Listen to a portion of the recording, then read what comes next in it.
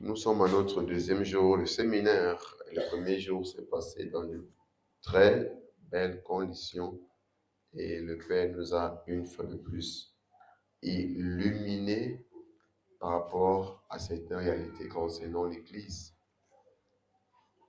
Nous nous exposons exactement ce à quoi devrait ressembler l'Église après la résurrection. Oui. Ce qu'on parlait concernant l'Église après la résurrection, on s'est dit que Dieu a une image, Dieu a une vision, Dieu a une compréhension de ce que l'Église est supposée être dans le Nouveau Testament, de ce à quoi la vie du croyant doit ressembler. Amen. Et ce sont les choses que nous avons expliquées et révélées le premier jour. Et nous allons continuer avec le passage d'un Corinthiens 15 qu'on a commencé à lire ce jour. On a commencé avec le verset 1. 1 Corinthiens 15. L'apôtre Paul nous parle en ces termes. Est-ce que nous sommes ensemble? Sommes concentrés? On n'a même pas assez de temps.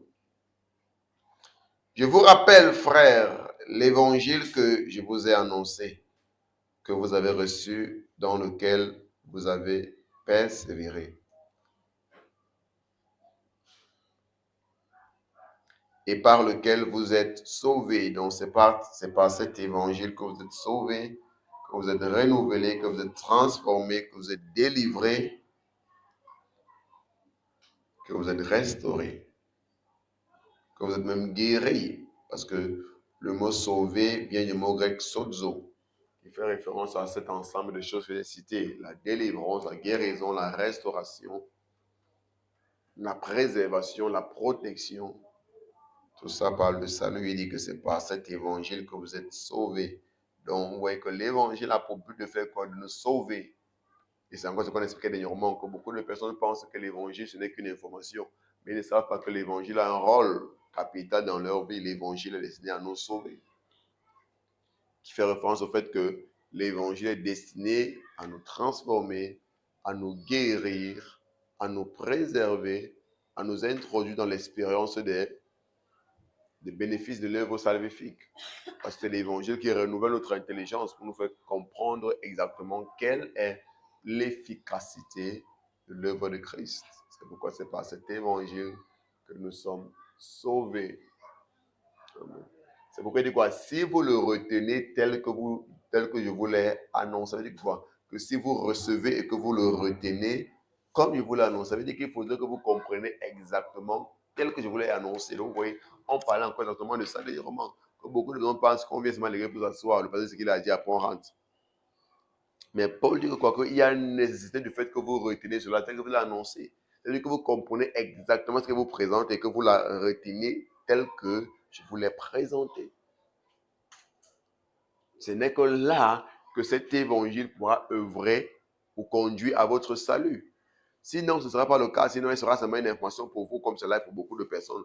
Parce que beaucoup ne savent même pas que l'évangile qu'on vient s'asseoir pour recevoir a un rôle à jouer dans nos vies. Beaucoup pensent que non, comme c'est dimanche qu'on vient, il faut aussi que le pasteur dise quelque chose. Il faut aussi qu'il parle. Un peu comme si on parlait, juste pour parler.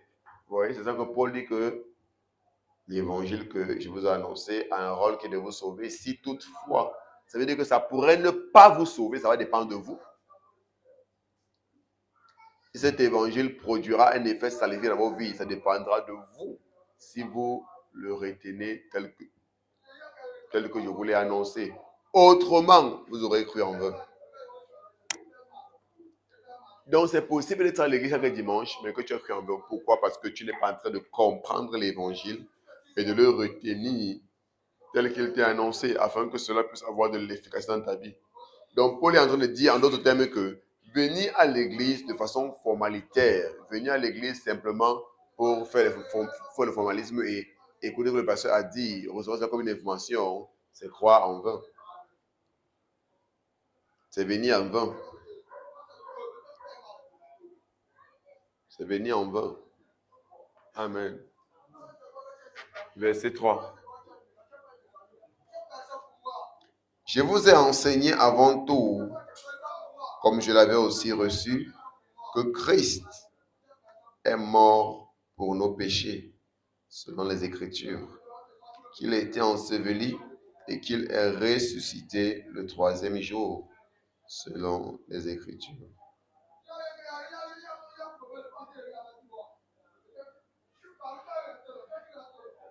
Donc Paul commence par la base de l'évangile tel que lui-même il a reçu, puisqu'il n'a pas marché avec Christ.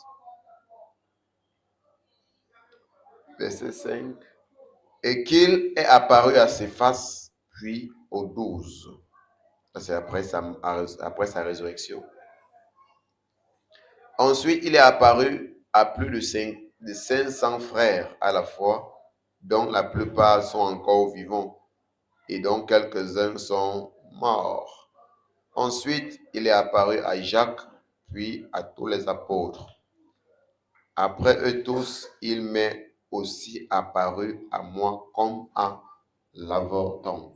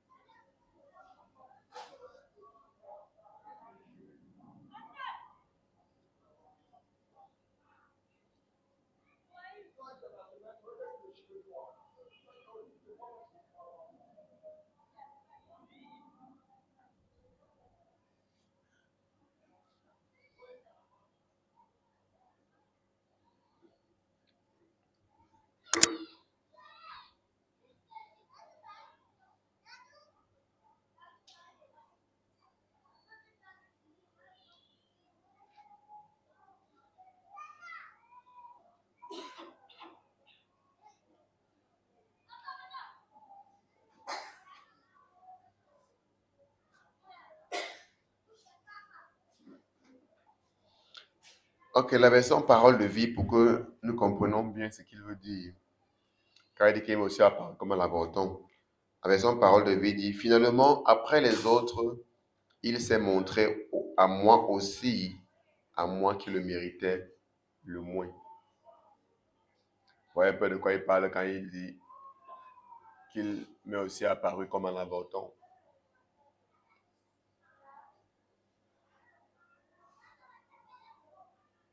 Amen.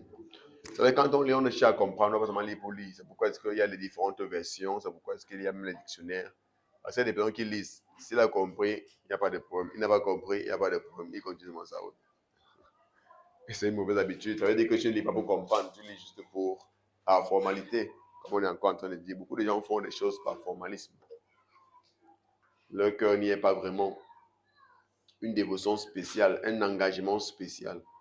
Et toute personne qui agit ainsi ne progresse pas dans ce qu'il fait. Vous pouvez comprendre que moi, j'ai une telle attitude déjà à me donner à 100% de tout ce que je fais. Et c'est pourquoi, par la grâce de Dieu, j'excelle dans tout ce que je fais. Parce que tout ce que je le fais avec tout mon cœur et tout mon être. C'est comme ça qu'on doit fonctionner dans tout ce qu'on fait.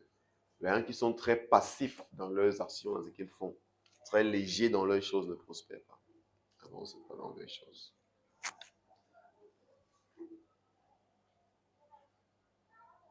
C'est pourquoi tout ce que tu fais, tu dois bien le faire. Verset 9.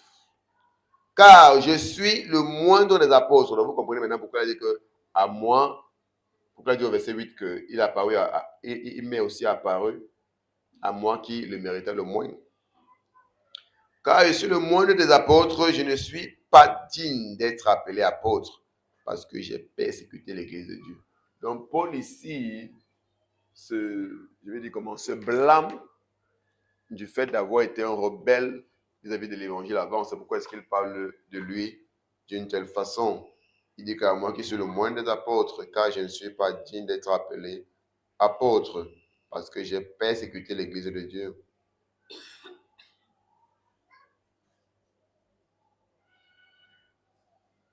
Par la grâce de Dieu, je suis ce que je suis.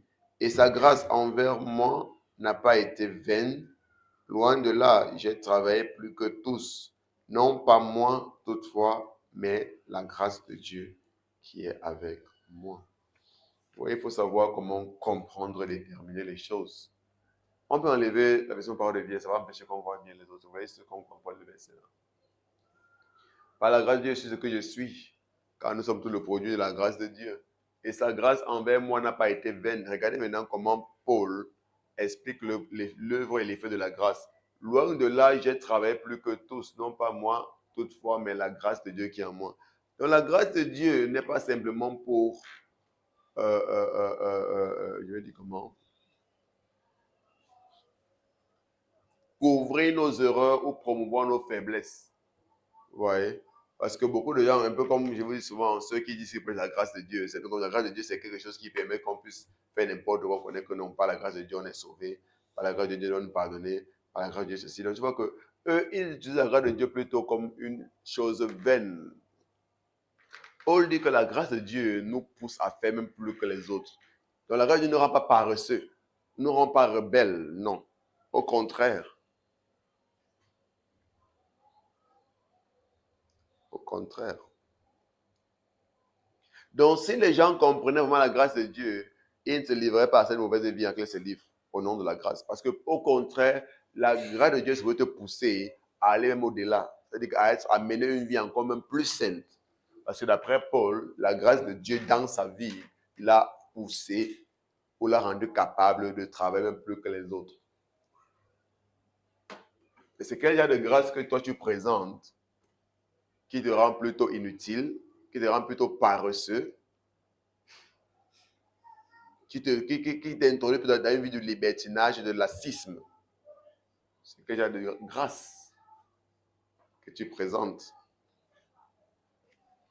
Ouais, pourquoi la Bible dit que la grâce que beaucoup de gens présentent, c'est certainement la grâce, mais pas la grâce de Paul. C'est pas la grâce que Paul présente. Verset 11. Ainsi donc, vous voyez, ça c'est une attitude qu'on doit avoir. Vous voyez, c'est pourquoi est-ce que vous voyez que le comportement et la perception de Paul est une perception très humble. Déjà, n'importe ce qu'on accomplit, on ne doit pas essayer de marcher dans un esprit de comparaison. On doit reconnaître que si j'ai pu faire ci, c'est Dieu, c'est par sa grâce. Si j'ai pu accomplir telle chose, c'est par sa grâce. Ça veut dire que nos accomplissements ne sont pas une raison pour laquelle on doit plutôt se voir comme étant supérieur aux autres ou qu'on doit essayer de rabaisser les autres, un peu comme beaucoup de gens font des compétitions maintenant dans le milieu chrétien, que ce soit les pasteurs, que ce soit les chrétiens entre eux. Non, c'est une perception erronée. Si tu as eu la grâce de faire plus, considère que c'est la grâce de Dieu. Amen. Tu pourras reconnaître ce que tu as fait, un peu comme il dit, j'ai travaillé plus que tous, mais toutefois, je reconnais que ce n'est pas mon œuvre personnelle. De reconnaître ce qui se passe, ce n'est pas un problème, mais toutefois, la mentalité que tu as doit être importante en fait, dans ta façon de penser. Ainsi donc, que ce soit moi, que ce soit eux, voilà ce que nous prêchons.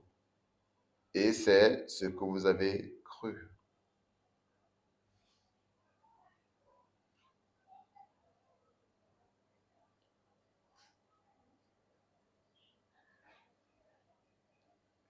Donc, Paul nous dit qu'à la base, il y a un même message.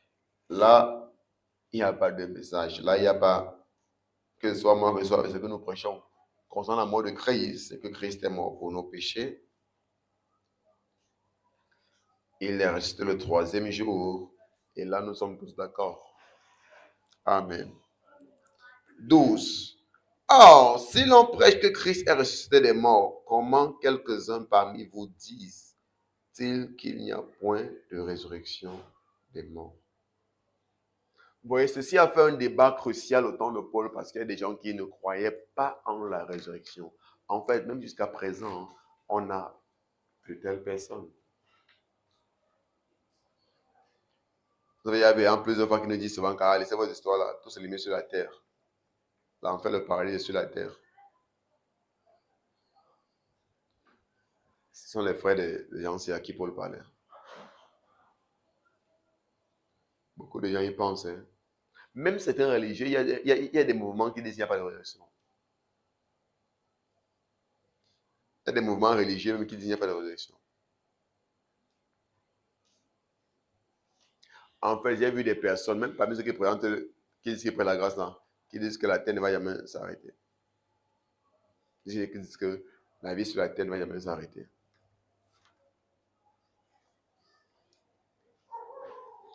Ils disent qu'ils prennent l'immortalité et pour eux, l'immortalité, c'est la vie, c'est vivre sur la terre sans jamais s'arrêter. Alors que Paul a prêché l'immortalité, mais ce n'est pas ça que Paul appelle l'immortalité.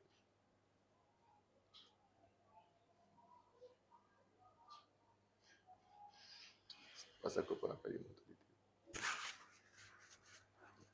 Ce que Paul appelle l'immortalité, c'est avoir le pouvoir sur la mort et sur toute forme de calamité. Ça veut dire que la mort ne me prend pas. Et si je veux partir, je me donne consciemment et volontairement à la mort pour être traduit entièrement dans l'autre dimension. Parce que Paul est conscient que la mort n'est plus vraiment un problème, mais la mort devient simplement un processus de changement, parce que là, tu es en train de vouloir passer à une autre dimension. Comme il a dit dans Philippiens 1, à partir du verset 22, que je suis pressé des deux côtés. J'ai envie de m'en aller, d'être avec Christ. Ce qui de plusieurs est le meilleur. Donc pour Christ, pour Paul, il comprend que pour nous les croyants qui avons compris que la mort n'a pas de pouvoir sur nous et qui exerçons notre pouvoir sur la mort par l'effet de la vie éternelle qui est en nous, mourir, c'est vraiment une traduction ou une c'est bon en français. A translation into the other dimension.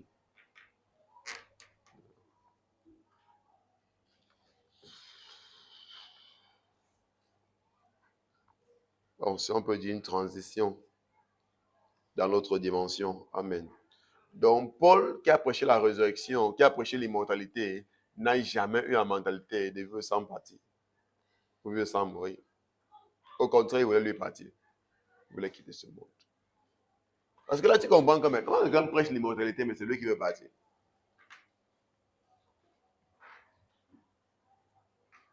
Comment quelqu'un... C'est lui qui a prêché l'immortalité, non, dans 1 Timothée 2. Non, 2 Timothée 1, le verset 9. Il parle de Christ qui a mis en effet, qui a mis en exergue la vie et l'immortalité par l'évangile. C'est lui qui l'enseigne. Mais toutefois, c'est lui qui veut partir. Regardez, les gens s'embrouillent pour rien. S'il faut parler de la comprendre l'immortalité, personne n'a compris l'immortalité comme Paul. Vous savez, c'est de ça arrivé au niveau là, ils disent que Paul peut avoir prêché, mais il n'a pas compris au fond, c'est pourquoi il est mort. Que nous, on a compris mieux que Paul ne va pas mourir. Que nous sommes cette génération qui ne va pas voir la mort. Quand Paul disait que nous ne mourrons pas tous, il ne parlait pas là d'un effet de... quand Paul dirait, parce que c'est Sion qui dit ça, hein, que nous ne mourrons pas tous. Il ne parle pas là peut-être d'une capacité spéciale, certaines personnes qui vont comprendre qu'ils ne vont pas mourir, non.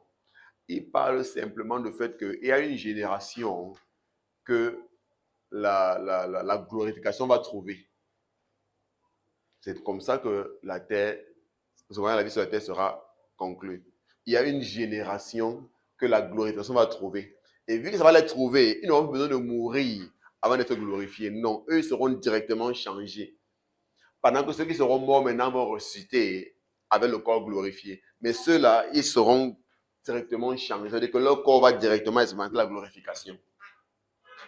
Donc, il ne parle pas là d'un effet spécial du fait que les gens ont compris qu'ils ne vont pas mourir, ils ont compris l'immortalité. Ils ne vont pas mourir, non. Parce que ce n'est pas ça que Paul fait référence, pas du tout.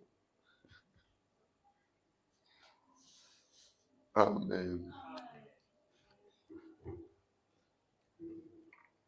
Donc, il dit qu'il y a certains voyous qui pensent qu'il il n'y a pas de résurrection des morts. Et c'est ça, c'est pour ça que vous voyez comment des gens sont en train de mener leur vie comme ils l'entendent. Ah, toi, tu es sur la terre, ils jouent ta vie sur la terre, bientôt tu vas mourir, la vie va s'arrêter. Qui t'a dit?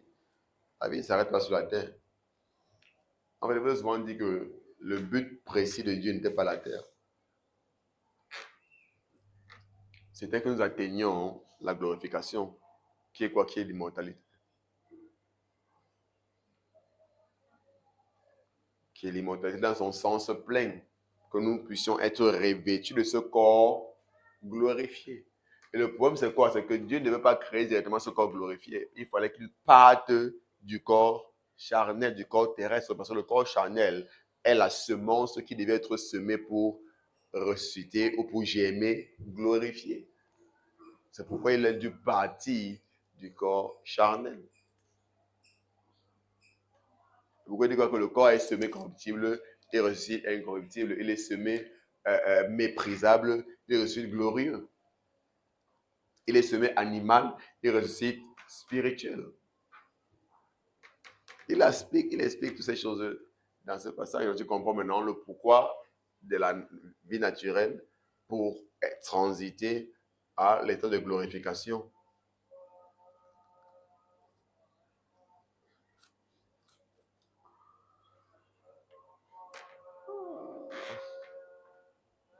Quand on passe dans les histoires doctrinales, c'est vraiment trop dur. La doctrine, c'est vraiment trop bizarre.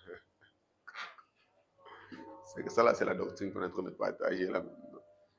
Ce sont les affaires doctrinales.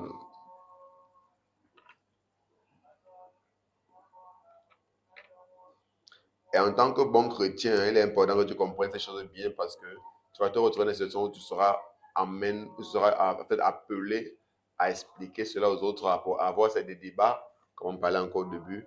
Et c'est des personnes, tu devras être précis, ce que tu connais, ce que tu crois de l'évangile. Parce que ça affecte aussi même ta vie. Vous voyez, les gens ont des mauvaises compréhensions que de quoi? De la mauvaise doctrine qu'ils ont, parce qu'il y a des gens qui mènent leur vie n'importe comment, parce qu'ils disent qu'il n'y a plus de résurrection des morts. Ça veut dire que n'importe ce qu'on fait ici, là, on vit comme on vit, on sait qu'il n'y a plus rien du genre, il y aura une récompense, il y aura une résurrection, et tout. Donc, les gens mènent les vies n'importe comment. Parce que quand tu es conscient du fait qu'il y a une vie après la mort, et qu'est-ce qui m'est réservé, tu fais attention à la façon que tu mènes ta vie, tu fais attention à la façon que tu fais les choses, tu sais que qu'est-ce qui m'attend là-bas. C'est pourquoi même pour la découverte, je traite durement mon corps et le tiens assujetti. 1 Corinthiens 9, 27, je traite durement mon corps et le tiens assujetti de peur. Après avoir prêché l'évangile aux autres, je ne sois moi-même rejeté. Donc, il y a une possibilité que tu sois rejeté. C'est pourquoi il dit que je fais attention. Je ne veux pas laisser que mon corps m'égare. C'est pourquoi je le traite durement. Je le tiens assujetti. Ça veut dire que je ne laisse pas être emporté. Je ne me laisse pas emporter par ses passions. Je le tiens assujetti. Donc, mon corps pourrait vouloir telle chose, mais je refuse. Mon corps pourrait vouloir me connaître telle chose, je refuse. Pourquoi? Parce que je ne veux pas être rejeté. Mon corps pourrait vouloir me connaître la fornication, je refuse. Pas parce que mon corps demande qu'il veut donner à mon corps, mais c'est qu'il y a de faire là dehors. Toute passion malsaine qui te passe par la tête, tu te mets à faire. Tout homme que tu vois, tu veux tromper pour son âme et coucher avec lui juste pour l'argent, sans te poser la question de où est-ce que ça va me mener. Toute femme que tu vois, parce que ton corps demande, désir, coucher avec elle, tu peux seulement te livrer à elle sans te poser la question où est-ce que ça va me mener.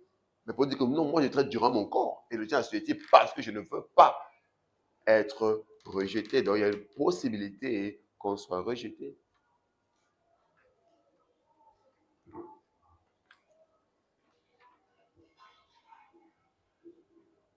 Il y a une possibilité qu'on soit rejeté. On doit faire attention. C'est pourquoi dans la foi, on tient compte de comment on mène nos vies. Parce qu'il y a quoi? Il y a un prix à remporter. C'est pourquoi il dit que quoi? Il dit que tout athlète s'impose toute forme de discipline à cause d'un prix à remporter. Il le fait pour une couronne corruptible. Mais il dit que même nous faisons le pour une couronne incorruptible parce qu'il y a une couronne incorruptible qui nous attend. Et il fait référence à la glorification et bien d'autres choses que nous ne savons pas que le Père nous réserve. Quand il dit quoi? Courons de manière à remporter le prix. Donc tu dois mener ta vie comme il sait qu'il y a une récompense qui m'attend. Mais beaucoup mènent leur vie de façon purement désintéressée. On mène la vie n'importe comment, chacun fait sa part des choses. On n'a plus rien en vue. On ne regarde plus à quelque chose. Sur quoi ou sur qui est-ce que tes regards sont fixés? Parce que ce sur quoi et celui sur qui tes regards sont fixés et déterminent à quoi va ressembler ta vie. C'est pourquoi Paul dit quoi? Soyons focalisés sur les choses d'en haut. C'est-à-dire que si tu es focalisé sur les choses d'en haut, tu vas mener ta vie différemment. Tu seras intéressé par les choses différentes. Tes sens d'intérêt sont les choses différentes. Les choses qui vont te motiver seront les choses différentes. Les choses qui vont t'attirer seront différentes. Et si tes yeux sont centrés sur qui? Sur Jésus, comme il dit quoi? Et on les regarde centrés sur Jésus, qui est l'auteur et le consommateur de notre foi. Les choses seront différentes. Donc c'est pourquoi est-ce qu'il y a sur quoi et sur qui les regards sont centrés, qui détermine à quoi ta vie va ressembler.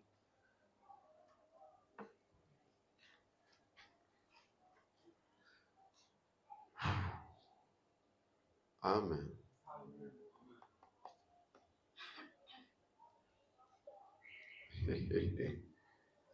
Oh, merci Jésus.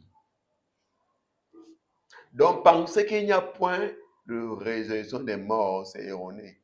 Et je ne sais pas, même dans l'église, il y a des gens qui sont là, ils pensent comme ça. Donc, si tu étais là, tu pensais comme ça, sache que tu étais simplement dans l'erreur.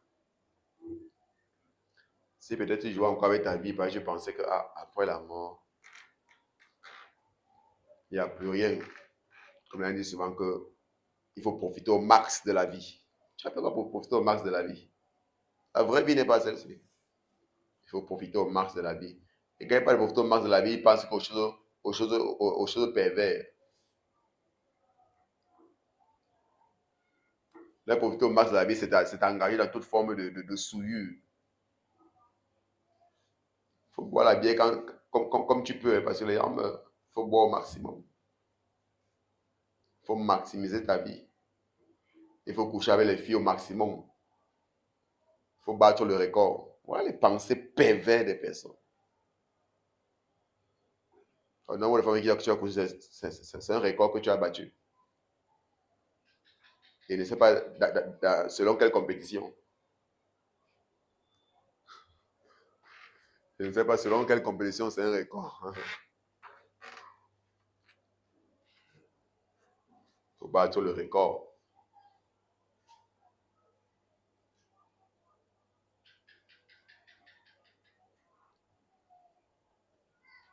Sœur, bois ta bière. La vie est courte, les gens meurent. Bois ta bière.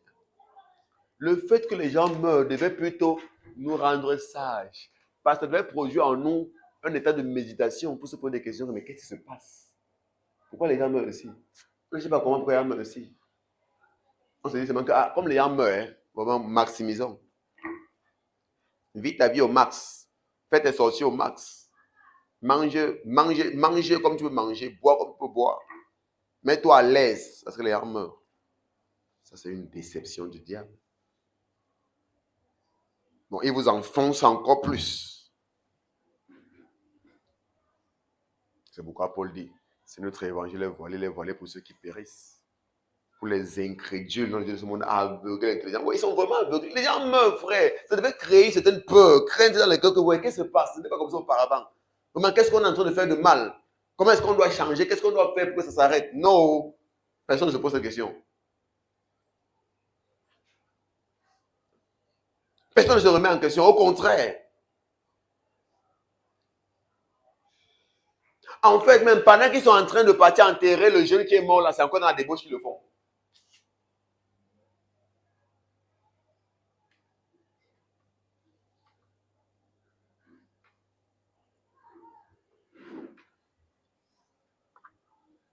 Et tu te demandes, est-ce que ces choses sont en train d'apporter une forme de méditation, de questionnement dans leur cœur, ou est-ce que ça les égare davantage? Tu as vu comment ils célèbrent par le deuil des jeunes? C'est toute une fête.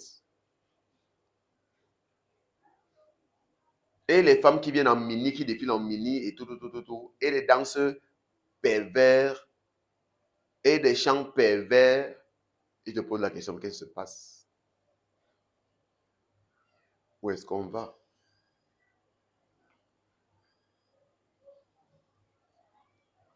Et les boissons qui défilent à gauche, à droite. Et vraiment, je te questionne.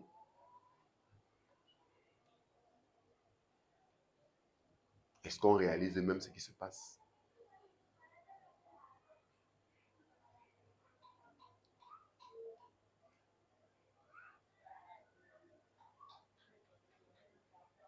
Donc c'est parce que l'intelligence est aveuglée qu'on ne se prend même pas un instant pour réfléchir, se remettre en question. C'est comme ça qu'on ne fait qu'avancer à notre égarement. Et c'est comme ça qu'on vit nos vies. Beaucoup mènent leur vie sans poser et dire, hey, où suis-je en train de partir? Où est-ce que ceci me mène? Où est-ce que telle chose me mène? Pourquoi ils ne sont pas dans ça?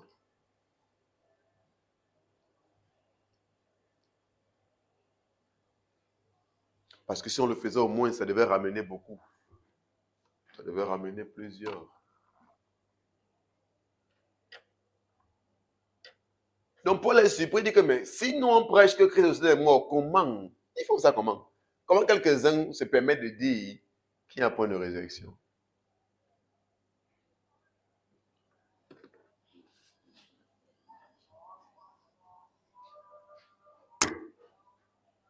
Et il parlait comme ça, même beaucoup plus au regard de l'église, hein, parce qu'il y a vraiment des mouvements religieux qui le disent.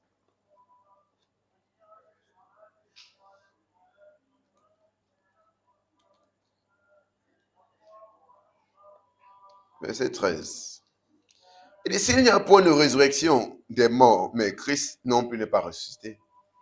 Donc, pour dire que la résurrection de Christ est la garantie de la glorification de notre corps. Donc, la résurrection de Christ est la garantie de notre résurrection finale. Il dit c'est la garantie. Vous savez, il y a un groupe de personnes qui prêchent que on a été reçu avec Christ, ce qui est vrai. Mais ils n'ont pas compris dans quel sens. Tu vois, c'est justement pour ça que d'autres vont te dire qu'il n'y a plus de résurrection. On peut dire que notre résurrection avec Christ était la finale. Non, ce n'est pas la finale. Et je vais vous expliquer maintenant la différence entre notre co-résurrection avec Christ et la résurrection finale de notre corps, qui fait référence à la glorification. Il y a une différence. Et ils n'ont pas compris ça. Et c'est pourquoi d'autres vont jusqu'à dire qu'on est aussi avec Christ, nos corps sont déjà glorifiés. Non, pas encore. Il y a un petit détail, il y a un léger détail à comprendre dans ça. Je dis que ce qu'on partage aujourd'hui, c'est doctrinal. Et si tu comprends ça, ça va t'aider à bien comprendre l'œuvre de Christ et à ne pas être égaré. Vous savez, c'est justement parce qu'il y a un homme de Dieu qui était un ami à moi, justement parce qu'il prêchait ça que on a été glorifié avec Christ, nos corps sont déjà glorifiés, qu'il est parvenu jusqu'à dire que on ne marche pas la foi, on ne marche pas la vue. Parce qu'on a déjà atteint l'état parfait. Non, on n'a pas encore atteint l'état parfait. Nous bénéficions juste par anticipation de la perfection. Nous bénéficions simplement par anticipation de la vie de résurrection, de la vie immortelle. Mais on n'est pas encore entré pleinement dans cet état d'immortalité. On n'est pas encore entré pleinement dans l'état d'immortalité. C'est-à-dire que s'il n'y a point de raison des morts, sachez que Christ lui-même n'est pas ressuscité. Donc, dire qu'il n'y a pas de résurrection des morts, c'est même une insulte à l'égard de la résurrection de Christ. Pourquoi? Parce que la résurrection de Christ est comme la certification du fait que notre résurrection finale est sûre. Que notre glorification est sûre.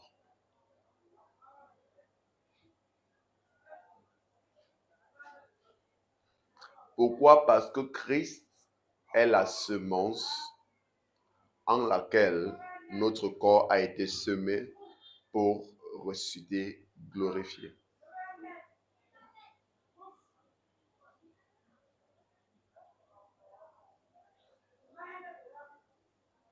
C'est pourquoi il est dit que dans l'incarnation, Christ a revêtu notre humanité. Ce n'était pas la sienne, c'était la nôtre. C'est pourquoi ce n'est pas son humanité qui était glorifiée, c'est la nôtre qui était restée, parce qu'il est mort pour nous et en tant que nous.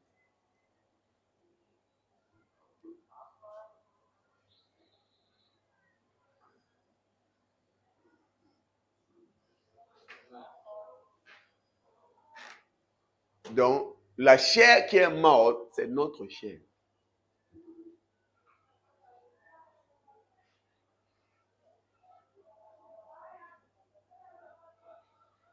Parce que Christ, dans un sens propre du terme, a simplement revêtu notre chair.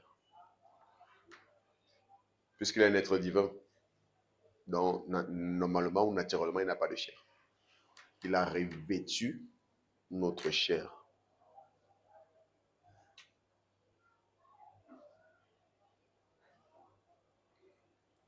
Dans sa mort, notre chair a été crucifiée ou encore a été semée pour ressusciter, glorifier.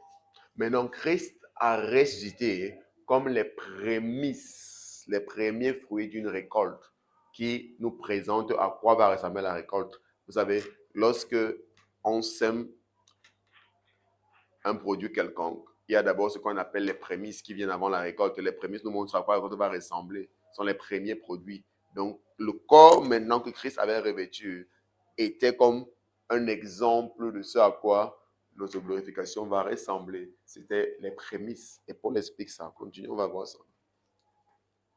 14. Il dit, et si Christ n'est pas ressuscité, notre prédication est vaine. On est en train de faire quoi alors? Et si votre foi aussi est vaine. Donc tu vois un peu comme on est en train de causer encore avant. L'église n'est pas seulement une affaire de se rassembler et parler. Qu'est-ce qu'on prêche et qu'est-ce qu'on croit?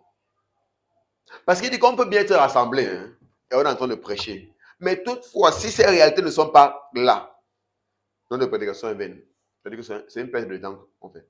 Beaucoup de gens se rassemblent, mais c'est une perte de temps. C'est-à-dire que ce qu'on fait n'a aucun impact, ça ne porte aucun fruit. Ce n'est que le racontage. Ce n'est qu'un passe-temps, on perd seulement le temps. Beaucoup le font. Beaucoup de ce qu'ils appellent l'église, c'est une perte de temps. Parce que si ce qu'on est en train de révéler n'est pas basé sur les réalités christiques, les réalités de l'œuvre parfaite de Christ, on est en train de faire quoi?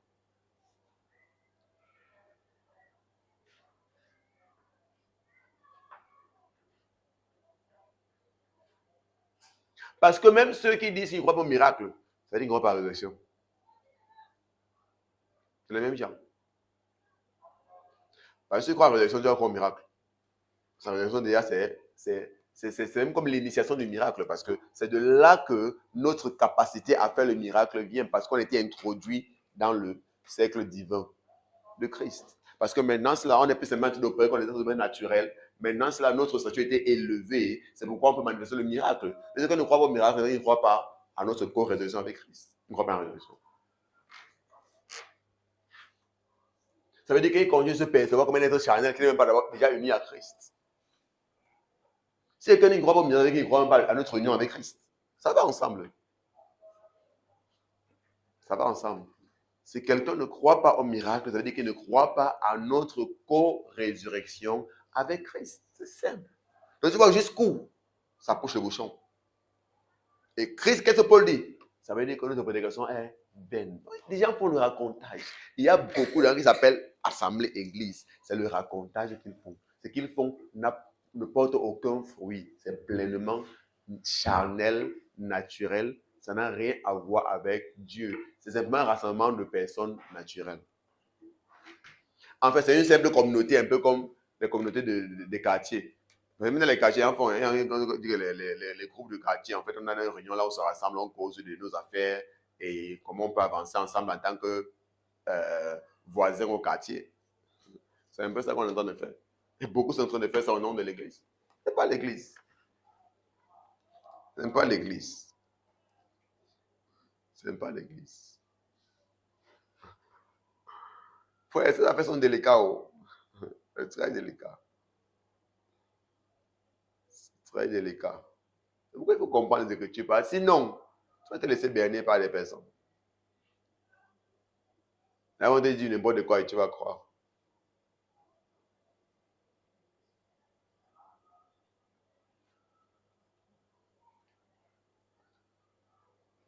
Je partageais ça avec le frère Pépito. On dit que mais comment les gens peuvent dire qu'ils croient en Jésus-Christ ou ils croient en Dieu, mais ils disent qu'ils ne croient pas au miracle, comme nos frères témoins de Jéhovah. Ils disent qu'ils ne croient pas au miracle, ils ne croient pas au don spirituel. Ça veut dire qu'ils ne croient pas qu'on est unis à Christ. Parce que tu ne peux pas être uni à Christ et ta vie n'est pas une vie de miracle. Parce que Christ est divin.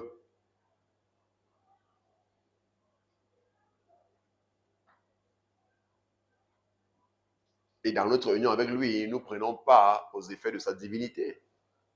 C'est pourquoi maintenant, dans notre humanité, on peut manifester sa divinité. Clair.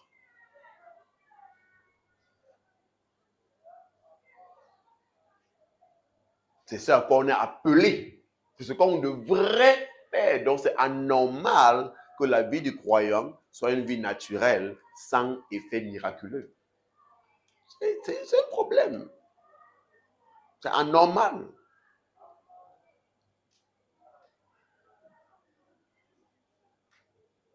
La vie du croyant est supposée refléter les réalités christiques, les réalités célestes, les réalités d'en haut. C'est pourquoi Paul dit que dans Colossiens 3, verset 1, que étant donné que vous êtes aussi avec Christ, cherchez, ou encore focalisez-vous sur la réalité d'en haut, là où Christ est assis à la droite du Père. Parce que vous êtes ressuscité avec lui, parce que vous êtes unis à lui.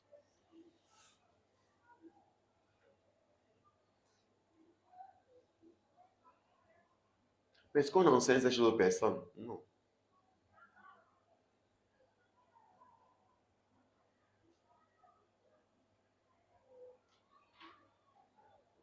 C'est pourquoi à un grand niveau, l'Église est seulement devenue un formalisme. Un formalisme.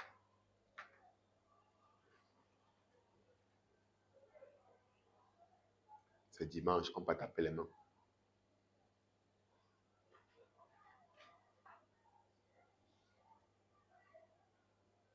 Après, le pasteur nous raconte une histoire qu'il peut raconter, puis on rentre. Pour apaiser les consciences, car on est quand même à l'église. Mais Paul dit, si ce que nous prêchons n'est pas centré sur refléter les effets de la résurrection, notre prédication est donc vaine.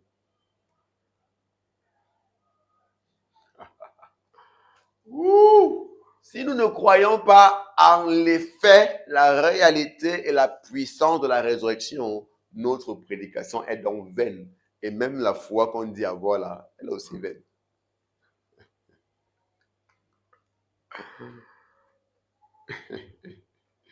Donc beaucoup de ceux qui racontent que la foi est dans le cœur, c'est une foi vaine dont ils parlent.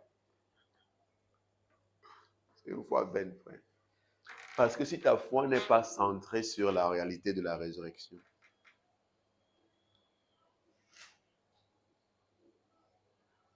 que tu n'es pas conscient de cette réalité, de ces effets qui en suivent, ta foi est vaine.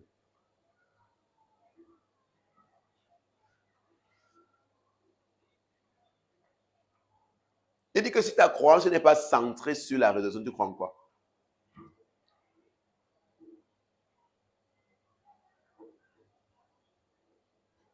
Parce que la résurrection, c'est le point culminant de notre salut. C'est l'apogée de notre salut.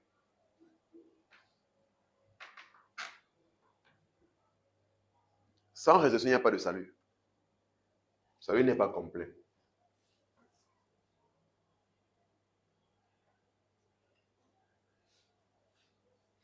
C'est pourquoi il dit quoi? Si Christ n'est pas ressuscité des morts, nous sommes encore dans nos péchés. Parce qu'il est mort. Maintenant, s'il était calé dans la mort, ça veut dire que la mort l'a vaincu. La mort continue de dominer sur nous. C'est la raison maintenant qui montre qu'il a réellement vaincu la mort et nous sommes sortis victorieux avec lui. Donc, s'il n'est pas ressuscité, on n'est pas encore sauvé. Mais c'est un peu comme, regardez, c'est un peu comme il y a une bataille entre deux pays. Maintenant, on prend notre champion, on l'envoie. Il part là-bas, on le tue. Est-ce qu'on va dire qu'on a gagné? Non, on n'a pas gagné. Ça veut dire que ceux qui l'ont tué vont revenir encore nous tuer. Ils n'ont pas gagné. C'est-à-dire que quand il ressuscite, il vient maintenant comme encore, waouh, ça veut dire qu'il a eu la victoire sur sa personne. Parce que dans la mort de Christ, c'est l'arme par laquelle Christ a tué la mort. Maintenant, quand il est mort, on n'est pas encore sûr que vraiment la mort est morte. On ne sait pas ce qui s'est passé. S'il ne revient pas avec la mort dessus sur lui. Le fait qu'il revienne montre que, waouh, ça veut dire que dans cette bataille-là, Il a vaincu la mort. Parce que la bataille avec la mort ne peut se passer que dans la mort. Parce que là, n'est pas d'affronter un adversaire physique, l'affronter la mort. Il fallait qu'il entre dans la mort.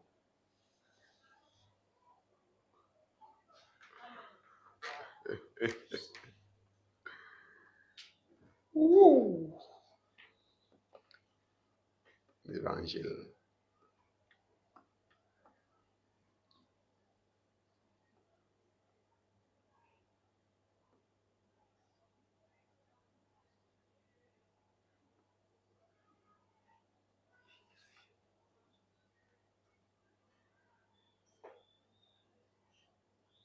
Donc Christ n'est pas mort seulement parce qu'il fallait qu'il meure, non.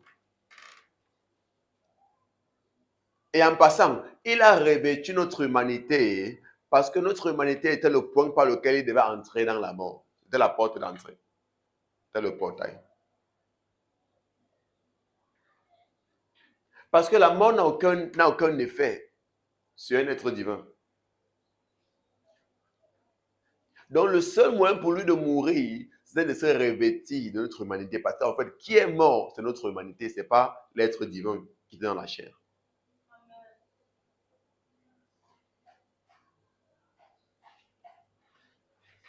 C'est l'humanité qui meurt.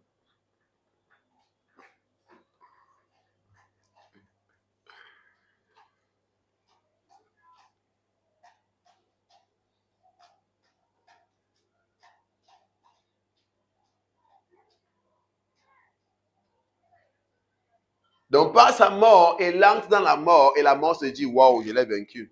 Mais la mort ne connaît pas que c'était la stratégie pour tuer la mort.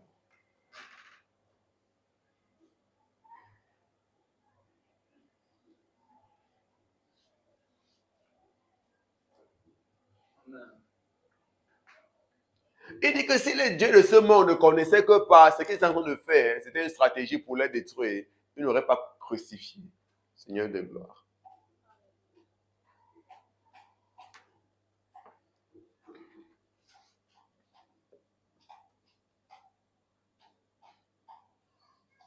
Amen. Donc Christ a vaincu la mort. Christ a vaincu la mort. Donc il est ressuscité. C'est pourquoi est-ce que le centre de notre prédication, c'est sur la base de la résurrection de Christ. Et la résurrection de Christ fait référence aussi ou certifie notre résurrection. C'est une garantie de notre résurrection. Donc, c'est pourquoi Paul dit qu'il n'arrive même pas à comprendre. Il dit que comment? Quelques indices. Il n'arrive pas à comprendre. Il fait comment vous pensez ça? Comment pouvons-nous être là pour témoigner de la résurrection des morts et quelques-uns se permettent de dire qu'il n'y a pas de résurrection? Et ils disent être chrétiens. Ça veut dire que vous êtes simplement insensé parce que si Christ n'est pas ressuscité des morts, sachez que ce qu'on vous prêche là, ce sont des histoires. Et vous-même, ce que vous appelez foi là, ce sont des histoires. Mieux on rentre à la maison. Chacun mène sa vie comme il menait un peu comme les païens font dehors là. Chacun maximise sa vie dehors comme ils sont en train de maximiser leur vie d'après dans la débauche. 15.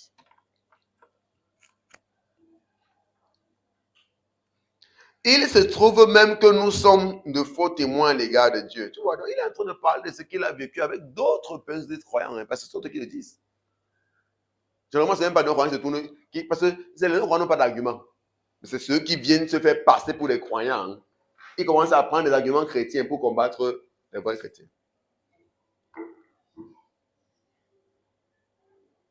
Tu as vu comment un chrétien vit dans le péché ou fait la fornication quand il parle, il dit que la chair est faible. Donc il prend la parole de Dieu maintenant pour défendre ses bêtises. Pas te dire ça. Il parle qu'il vit dans son péché, il n'a pas de problème. Mais celui qui se passe pour le croyant, il va prendre la Bible pour se justifier avec. Dès que même Jésus a dit que la chair est faible.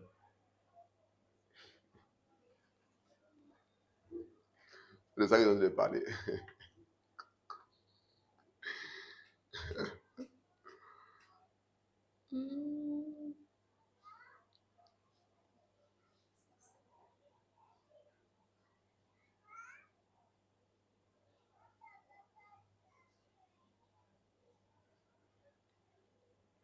Tu vois un frère vient dans le péché. Tu dis non frère, le péché n'est pas bon. Ce n'est pas notre style de vie. Nous sommes des croyants. On doit avoir une vie sainte. Le péché là peut t'égarer. Le péché là peut te perdre. Il dit que non. Christ est devenu péché. Nous connaissons la justice de Dieu. Donc n'importe ce qu'il fait sur la justice de Dieu. Ce sont les passages. Et Christ est devenu péché pour nous. Il y a peu de péché, frère. Il y a peu de péché, nous sommes la justice de Dieu. Voilà des bêtises que beaucoup de personnes font. Il se trouve même que nous sommes de faux témoins. On dit qu'il paraît même qu'il y a des gens qui disent que nous sommes de faux témoins, les gars de Dieu, puisque nous avons témoigné contre Dieu qu'il a ressuscité Christ. Mais parce que s'ils sont en train de dire que nous, on a dit que Christ a ressuscité des morts alors qu'il n'est pas ressuscité des morts, ça veut dire qu'on a témoigné contre. Ça veut dire qu'on a menti contre le nom de Dieu que Dieu a ressuscité Christ alors qu'il n'est pas ressuscité des morts. Tandis qu'il ne l'aurait pas ressuscité si les morts ne ressuscitent point.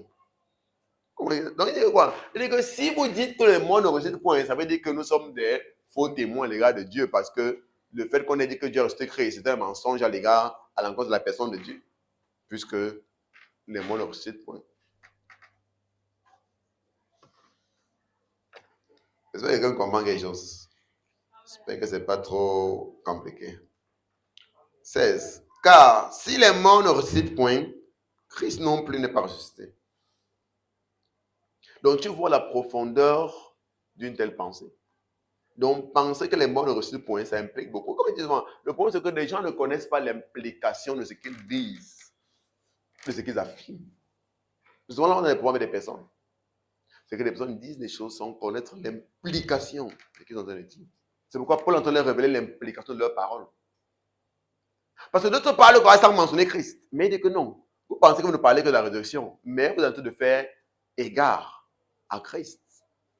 Parce que dénigrer la résurrection des morts, c'est réfuter la résurrection de Christ.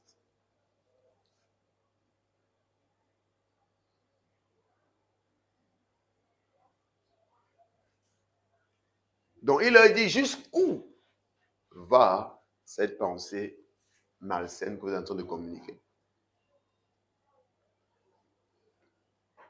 Car si les morts ne ressuscitent point, Christ non plus n'est pas ressuscité des morts. 17. Et si Christ n'est pas ressuscité, votre foi, comme il a dit, est vaine. Vous perdez seulement le temps à l'église, faites quoi ici là? Vous êtes encore dans vos péchés, comme il a dit.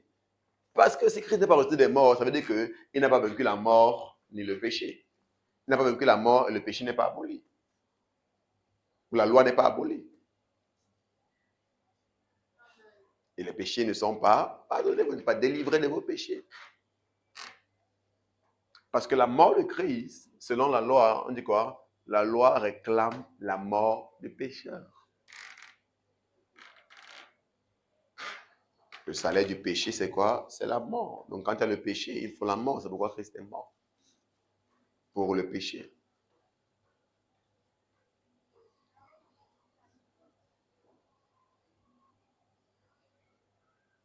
Donc la mort de Christ était une mort à plusieurs sens. Parce que c'était une résolution de plusieurs choses en même temps.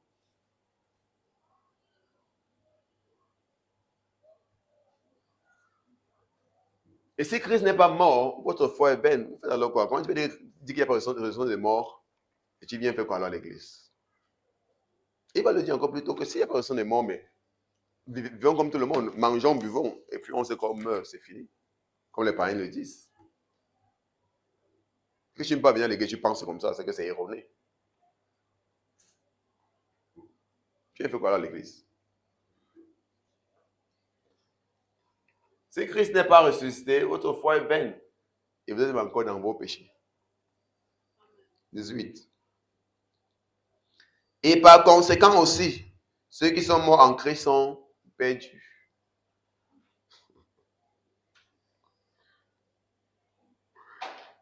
Waouh. Donc tous ceux qui sont morts avec l'espoir de la résurrection, ils sont perdus. Ce qui est en train de dire que ceux qui sont morts en Christ, que ceux qui sont morts espérant qu'à cause de ça aussi, ils sont perdus. Si c'est dans cette vie seulement que nous espérons en Christ, nous sommes les plus malheureux de tous les hommes.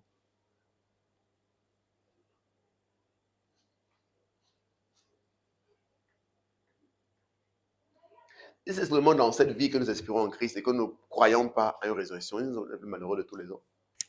C'est pourquoi il continue à dire.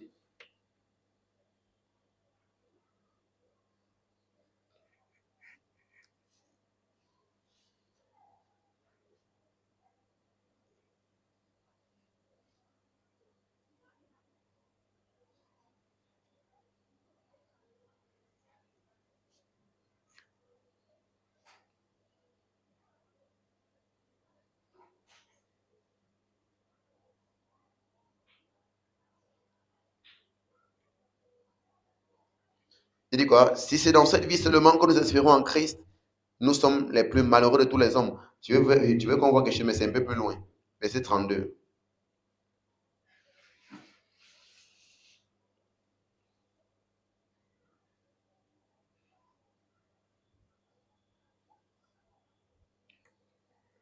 Si c'est dans 6. En haut, c'est quoi?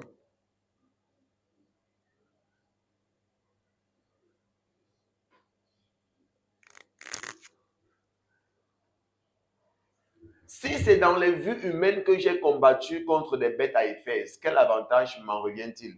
Et en haut, plus en haut, ça veut dire, mais ce qu'il a traversé pour Christ. Il dit, mais si les gens ne réussissent pas, pourquoi je perds mon temps à faire tout ça? Mangeons, buvons, car demain nous mourrons et ce sera la fin. Un peu comme les païens pensent.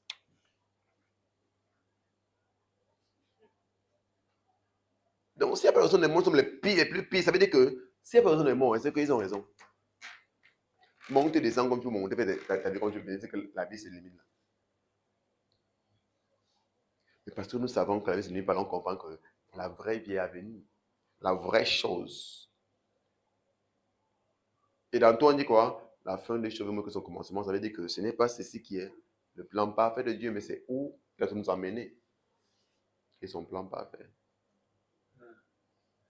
Ce à quoi il nous conduit, ce à quoi il nous a destiné, qui est quoi? La glorification.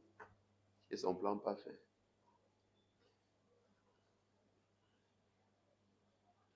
Donc revenons sur 19. Il dit quoi? Si dans cette vie seulement que nous espérons en Christ, nous sommes les plus malheureux de tous les hommes. Donc si les croyants se placent et disent carrément qu'il n'y a pas de raison, mais ils ne savent même pas de quoi ils parlent. Ils ne savent pas de quoi ils parlent. 20. Mais maintenant, Christ est ressuscité des morts. Donc maintenant, il est en train de confirmer que les autres vous raconter là. Sachez que vrai, Christ est ressuscité des morts. Mais toutefois, il est les prémices de ceux qui sont morts, comme j'ai expliqué. 22. Et comme tous meurent en Adam, de même aussi tous revivront en Christ. De même que tous meurent en Adam, du fait qu'en Adam, toute l'humanité a chuté.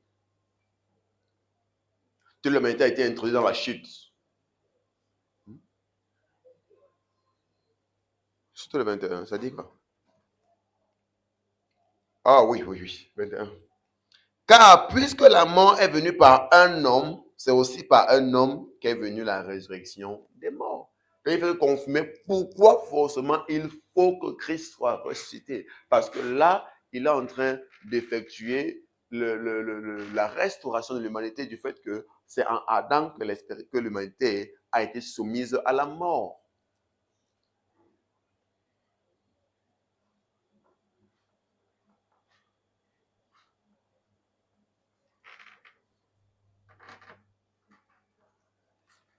Amen.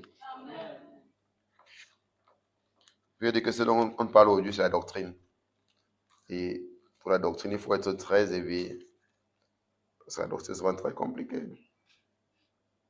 Ouais, il parle ici de ce qui a été dit par Paul dans Romains 5, verset 12, où Paul dit quoi? C'est pourquoi, comme par un seul homme, le péché entre dans le monde, et que par le péché, la mort, et qu'ainsi la mort s'est étendue sur tous les hommes, parce que ton péché, c'est ça qui fait référence. Il dit que quoi? C'est ça qui parle, il dit que, car puisque la mort est venue par un homme, parce que cet homme a introduit le péché, et le péché qui introduit la mort. Et c'est là que les hommes ont commencé à être dominés par la mort. C'est à cause d'un seul homme, il dit, c'est aussi par un homme qu'est venue la résurrection des morts, 22. Et comme tous meurent en Adam, de même aussi tous revivront en Christ. 23. Mais chacun en son rang. Voici là où les gens font l'erreur. Voilà où beaucoup de ceux qui disent pour la grâce font l'erreur. Ceux qui disent sur la hypothèse de la grâce là. Mais chacun en son rang. Christ comme prémisse, puis ceux qui appartiennent à Christ lors de son avènement. Je vous explique cela comme clôture. Christ est ressuscité des morts. En fait, commençons déjà par la mort.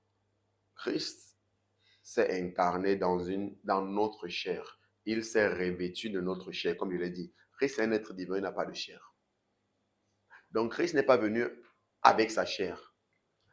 En tant qu'être divin, il a revêtu notre humanité.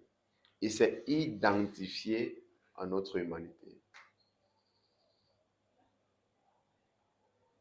Il a vécu notre humanité à notre place. Il est mort en tant que nous, avec notre humanité. Et comme j'ai expliqué, la mort de Christ était la semence de notre humanité. Paul le dit où? Paul le dit dans quel passage? 36? Ou en fait, 35, commençons par 35. 35. Mais quelqu'un dira, comment les morts ressuscitent-ils? Parce que d'autres vont dire qu'on parle de la raison des morts, c'est des morts. Comment alors? Bon, nous on veut croire que tu as raison, tu as dit qu'ils vont rester, oui, c'est vrai. Mais maintenant, comment les morts ressuscitent-ils? Et avec quel corps reviennent-ils? Il les répond plus bas. Insensé, ce que tu sèmes ne prend point vie s'il ne meurt. Donc, Paul, on parle de corps, on parle de corps. On dit que, comment ces corps ressusciteront-ils? Il dit quoi? C'est quel mot que je dis exactement? Comment et avec quel corps reviendront-ils? Il a dit, mais tu es insensé, tu penses comme ça. Pour les faire raisonner, il dit que quoi? Ce que tu sèmes, ça veut dire qu'au moment il y a une semence du corps. Mais sache toutefois que ça n'est pas prendre la vie, ça ne meurt pas. Ça veut dire que la mort là, c'est la semence.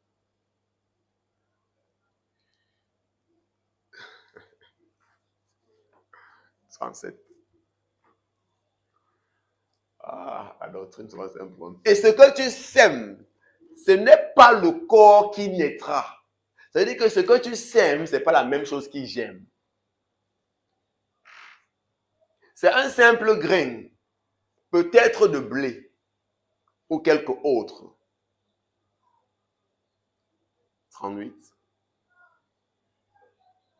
Puis Dieu lui donne un corps comme il lui plaît. À chaque semence, il donne un corps qui lui est propre. Donc, ce n'est pas de la même façon que le corps est semé qu'il doit germer. Il faisait référence à la distinction entre le corps qui est semé corruptible et qui ressuscite incorruptible. Il est semé corps naturel et ressuscite corps spirituel. Parlant du fait que nos corps ont été semés naturellement, mais dans la résurrection, il va ressusciter glorifié.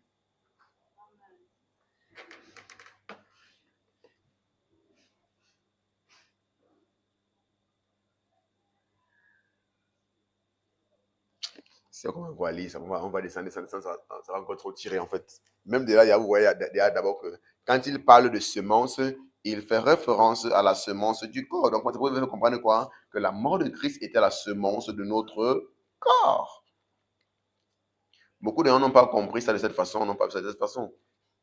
C'est pourquoi il fallait que le corps soit semé.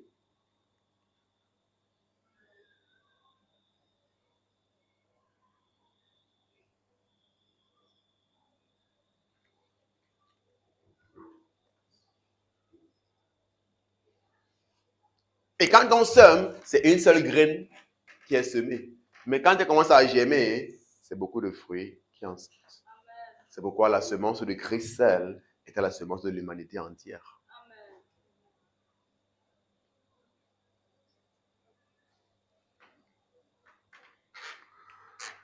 C'est pourquoi maintenant, l'humanité n'est plus obligée de mourir. Comme vous devez comprendre. C'est pourquoi Paul, il continue plus bas. Au verset 51, où il dit, je vous dis un mystère, nous ne mourrons pas tous, mais tous nous serons changés. Parce que la semence, c'est Christ. Donc nous, on n'est pas obligé de mourir. C'est pourquoi il dit que nous n'allons pas tous mourir, comme vous devez comprendre. Il ne parlait pas là d'une capacité quelconque de certains croyants à comprendre l'immortalité. Non. Il faisait référence qu'il y a un moment qui a été destiné pour la glorification. C'est pourquoi il dit là-bas que chacun en son rang. Christ d'abord a reçu le corps glorifié comme prémisse pour montrer à quoi notre résurrection, notre glorification va ressembler. On commence par les prémices. Mais pour nous, va se manifester à sa venue. C'est maintenant de cette venue que Paul parle ici, là, quand il dit que nous ne mourrons pas tous. Parce qu'il y a des personnes que la venue de Christ, c'est-à-dire que le temps de la glorification va trouver. Et ils n'ont pas besoin de mourir avant de ressusciter. Non, ils seront directement changés. C'est-à-dire que leur corps mortel sera directement changé en corps immortel. Amen.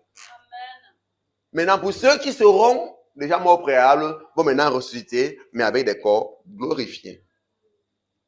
C'est pourquoi il dit quoi? Nous ne mourrons pas tous. C'est un mystère que vous dites. Nous ne mourrons pas tous, mais tous, nous serons changés. 52. En un clin d'œil, non, en un instant, en un clin d'œil, à la dernière trompette, la trompette sonnera et les morts ressusciteront incorruptibles. Et nous, qui sommes vivants, nous serons changés. Amen. Donc, c'est pour parvenir à la même chose. Mais vu que ça nous a trouvé vivants, on a besoin de mourir parce que celui qui devait mourir est déjà mort. C'est sa mort qui est la semence.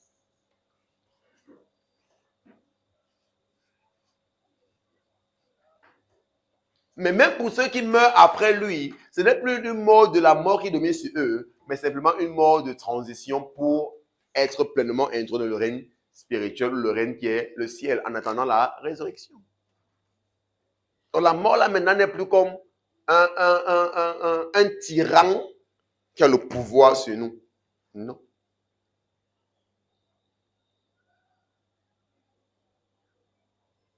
En fait, la mort en elle-même, pour celui qui marche et qui a connu Christ, n'est même pas un problème, n'est même plus un problème. Comme il dit, pas simplement un moyen de transition.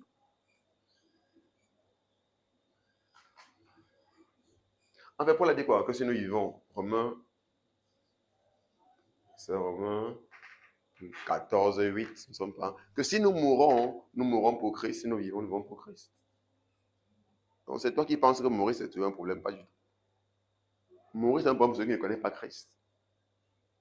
Parce qu'ils voient la mort comme étant un obstacle ou parce que la mort a le pouvoir sur lui. C'est une affaire de compréhension.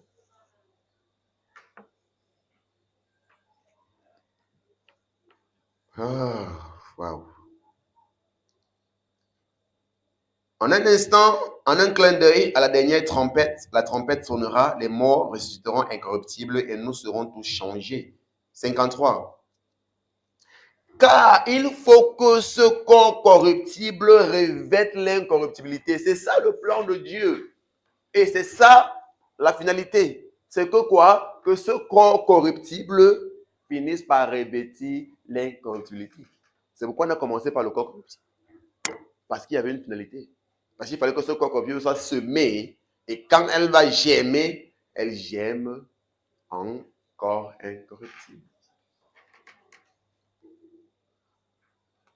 C'est à ça que ressemble la résurrection.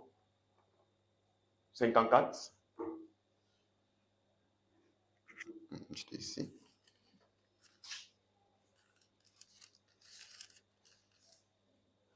Que ce corps mortel revête l'immortalité. Il est mortel, mais il doit revêtir maintenant quoi? L'immortalité. Que ce corps mortel revête l'immortalité, alors s'accomplira la parole qui est écrite. La mort a été engloutie dans la victoire.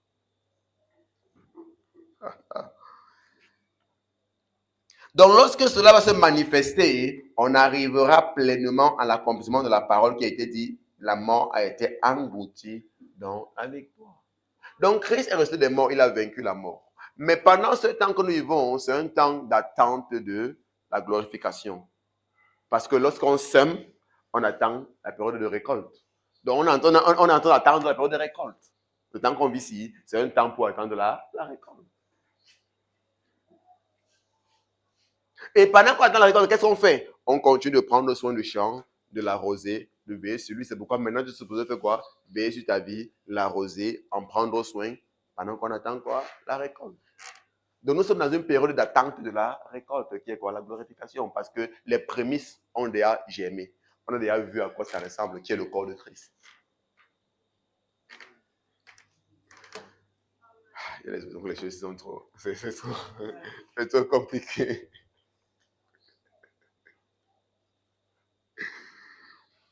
C'est-à-dire que notre glorification sera la révélation ou l'accomplissement de la parole qui a dit la mort a été engloutie dans la vie. Et ainsi on pourra dire, oh mort, où est ta victoire? Non, mets-nous ça en anglais. Oh death, where is your sting? Oh grave, where is thy victory? Oh mort, voilà, c'est ça. Parce que ici, là, quand on dit que oh mort, où est ta victoire, c'est pas ça. C'est oh mort, où est ton aiguillon? Oh tombe, où est ta victoire? Donc, c'est deux choses différentes. Oh mort, où est ton aiguillon? Oh tombe, où est ta victoire? 56. Oh, l'aiguillon de la mort, c'est le péché. Et la puissance du péché, c'est la loi. Maintenant, dit que oh mort, où est ton aiguillon? L'aiguillon, c'est, vous voyez, quand qui arrive le scorpion ici. Là, c'est un scorpion.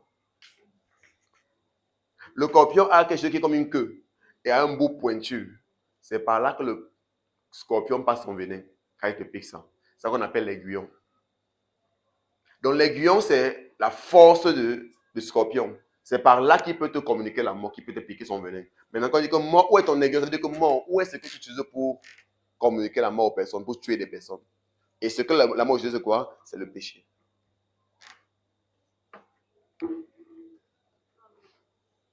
C'est pourquoi il dit que lorsque la mort sera englobée dans la vie, on dira maintenant que mort, où est ta capacité à tuer?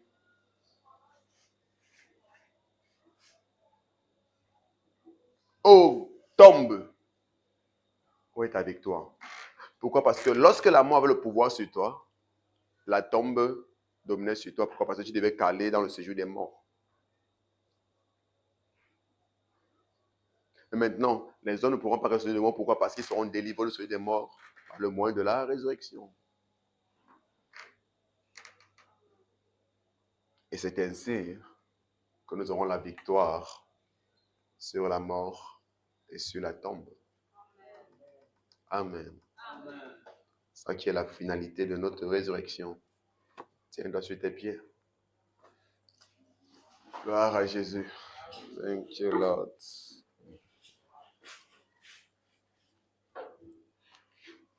Commence à glorifier Jésus. Commence à glorifier Jésus. Commence à le glorifier ce soir. Merci, Père. Oh, Shale Bade Gabo, la Reiso, Pale, Okota Shida. Beliante Keli Mareze Brente, Keli Baraze, Ketele Bayagada. Ila la Balos, Elia Bonte, Keli Maros. Brede Gedelegede Yebolosh, Alabada Yagada. Ibras Kibale Kodia Bonda Lebolo, Zogodo Logodo Yogodo. Brede Gede Yegede Lebrada Gada Yakata, la Brede Gede Yegede Gede. Commence à rendre grâce à Dieu pour la résurrection. Commence à rendre grâce à Dieu pour la résurrection.